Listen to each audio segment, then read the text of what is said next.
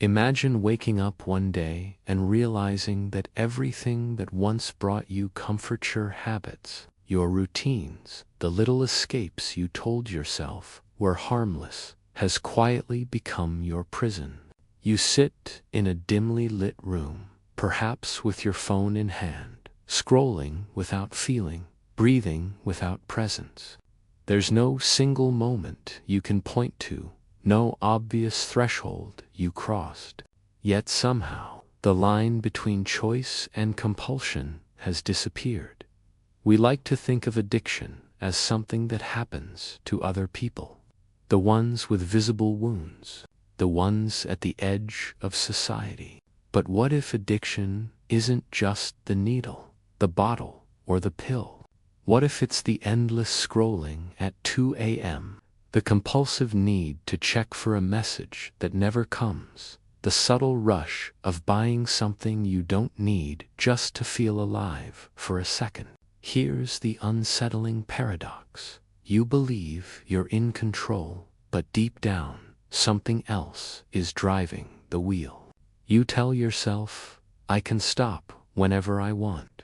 But if that were true, why does the thought of stopping feel like standing at the edge of a cliff? Why does silence feel unbearable? The Hungarian-Canadian physician and trauma expert Gabor Maté has spent decades whispering an uncomfortable truth. Addiction is not about the substance, the screen, or the behavior.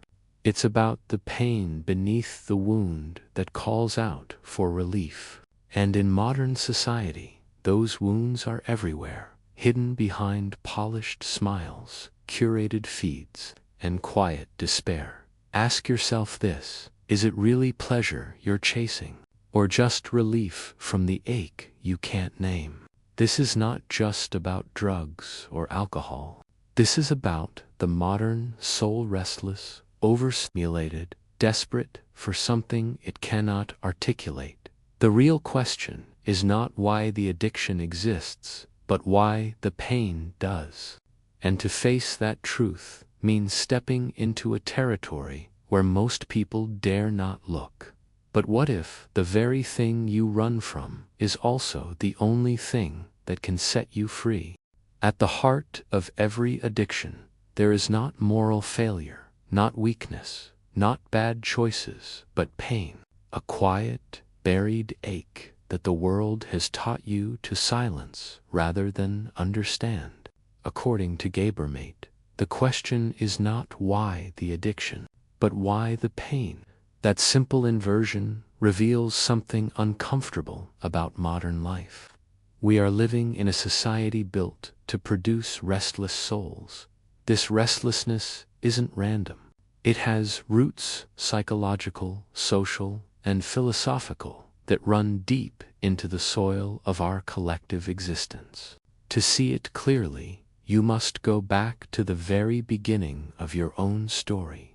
Not the story you tell others, but the one that began before you had words. When a child's emotional needs aren't met, not necessarily through abuse, but often through subtle neglect, emotional absence, or chronic stress, their nervous system learns a language of threat. The world becomes a place where the self is unsafe, unseen, or unheard, and the body remembers. Even when the mind forgets, the body carries that early imprint, that wordless wound. Over time, what was once survival becomes a cage. Thinkers like Carl Jung understood this as the shadow, the repressed, unintegrated parts of the self that linger in the dark, silently shaping behavior.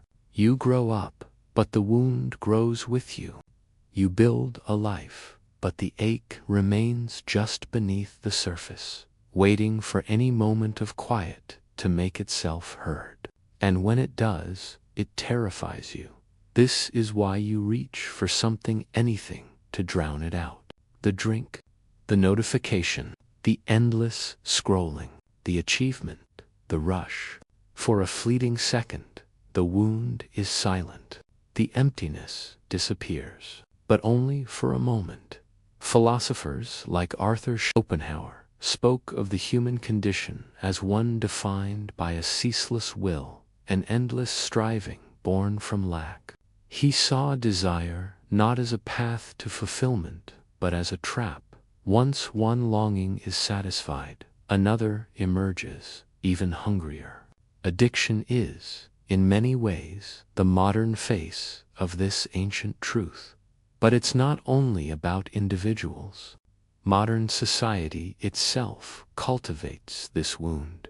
In a culture that worships productivity over presence, image over authenticity, speed over stillness, you are conditioned to believe that your worth depends on external validation. You're told you are not enough as you are. You must do more, be more, prove more, and so the void grows. We build technological systems that hijack the brain's reward circuitry, flooding it with dopamine but starving it of connection. We design lifestyles that keep us busy, distracted, and emotionally numb. We reward performance but neglect the human soul. This is why addiction is not a disease in the narrow sense. It is a mirror reflecting the suffering of both the individual and the culture that shaped them.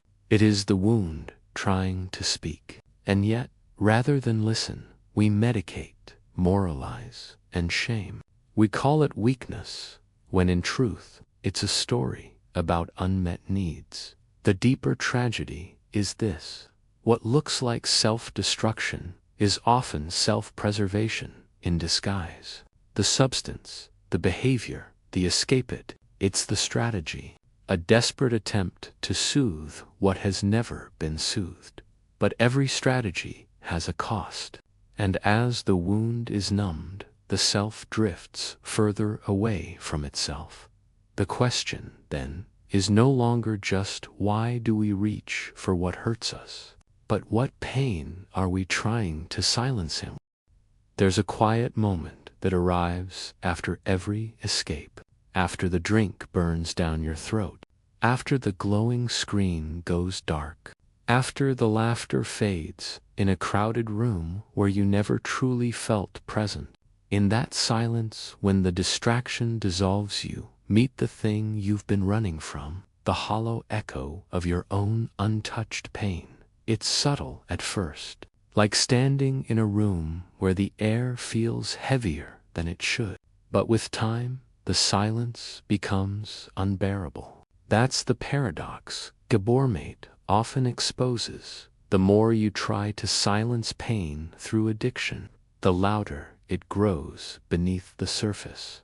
Because pain doesn't disappear, it waits. Unhealed wounds have a way of bleeding into everything you touch. They seep into relationships, making intimacy feel unsafe.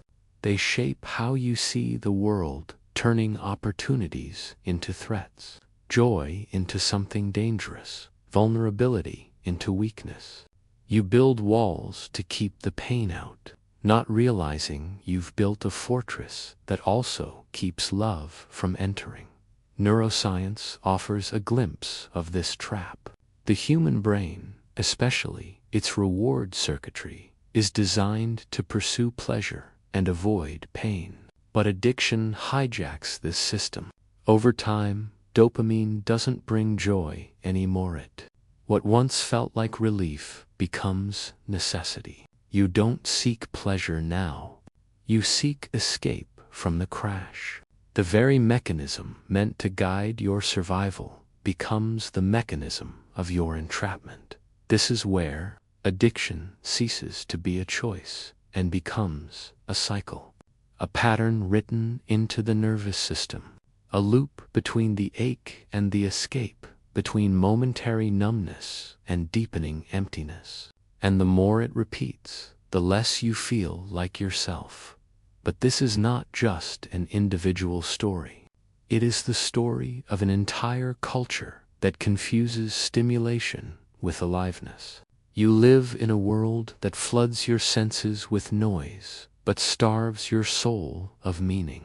A world where emotional wounds are commodified, where your insecurities are monetized through ads that promise you belonging, beauty, and worth if only you buy scroll or consume a little more. Think about this. Billions are spent not to heal you, but to keep you craving, to ensure that desire remains restless, unresolved. It's not a system designed to free you, it's a system designed to keep you reaching. And in this reaching, something essential begins to erode. You lose presence, the ability to simply be without needing something to make the moment tolerable. You lose connection, not because others are gone, but because the part of you capable of intimacy is buried beneath layers of defense and sedation. You lose clarity because desire blurs reality, turning the world into a never-ending chase for the next fix, the next high, the next numbing comfort. Eventually, the addiction becomes invisible, not in the sense that it's gone, but in the sense that it becomes indistinguishable from everyday life. Workaholism looks like ambition. Scrolling looks like rest. Numbing looks like strength. Loneliness wears a smile, and so the wound hides in plain sight. But the most devastating consequence of all is this: every moment spent escaping is a moment stolen from your becoming, from the version of you that could have emerged if you had dared to face the ache rather than flee it. The cost isn't just time, it's identity. The addiction doesn't only silence your pain, it silences you. And yet, even as the cycle tightens, a small, fragile truth remains. The wound may shape you, but it does not have to define you. To break the cycle, you must first learn to see it, not as an enemy, but as a message. Imagine, for a moment, stepping off the familiar path of avoidance, the one paved with distractions, stimulants, and numbing comforts. The ground beneath your feet feels uncertain, raw. Your senses are exposed, and yet, in that exposure, something extraordinary begins. The possibility of choice. Gabor Maté often emphasizes that healing is not about willpower alone. It is about connection to your own hidden pain, and connection to the world in a way that does not require constant escape. The rebellion against addiction, then, is not a battle of suppression. It is an act of recognition. It begins when you dare to witness your own suffering without flinching. Think of it like walking into a storm. The wind lashes against you. Rain cuts through your skin. And yet, if you move with the storm rather than against it, you discover a strange clarity. Every gust exposes a hidden truth. Every drop reveals a secret you were avoiding. Addiction has trained you to fear this storm, to flee into shelter at the first whisper of discomfort. But what if leaning into it is the way forward? The first step is naming the ache. Call it what it is: loneliness, grief, emptiness. Giving your pain a name transforms it from an amorphous force into something tangible you can confront. Like a shadow in a dark room, it is frightening only when undefined. Illuminate it, and it begins to lose its tyrannical power over you. Next comes compassion. Most people fighting addiction carry not only their wound, but also a relentless inner critic voice that shouts for perfection, condemns every lapse, and measures worth by control. Compassion softens that voice. It whispers, "You are allowed to hurt. You are allowed to stumble. This does not make you less than." In allowing yourself this gentleness, you dismantle the cycle of self-punishment that often drives the very behaviors you seek to escape. Connection is the third pillar. Addiction thrives in isolation. When you reach out to a friend, a therapist, a support group, create a feedback loop of human presence that rewires the nervous system. Touch, empathy, and dialogue are not just comforts. They are physiological antidotes to the craving and restlessness addiction feeds upon. The brain, starved of true connection, learns that it can survive and even flourish without numbing chemicals or compulsive behaviors. Then comes the radical act of choice in daily life, choosing presence over distraction, choosing discomfort over immediate relief, choosing awareness over autopilot. These are small acts: sipping water instead of another drink, feeling an emotion instead of scrolling past it, naming a fear instead of fleeing from it. Each one seems minor in isolation, but together they form a new pattern, one of conscious living. Historical examples echo this rebellion. Viktor Frankl, in the depths of Auschwitz, demonstrated that even in the most controlled and oppressive circumstances, humans can claim the inner freedom to choose their response. The addicts of modern society are not imprisoned by guards, but by invisible chains woven from neglect, trauma, and societal programming. And yet, the principle remains. Freedom begins in the mind, in the space between stimulus and response. Finally, radical honesty is required. Addiction hides in secrecy. To break free, you must confront the truth of your behaviors, their origins, and their consequences.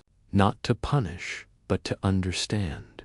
Awareness is the fulcrum on which liberation pivots. This rebellion is not easy. It is uncomfortable. It is excruciating at times.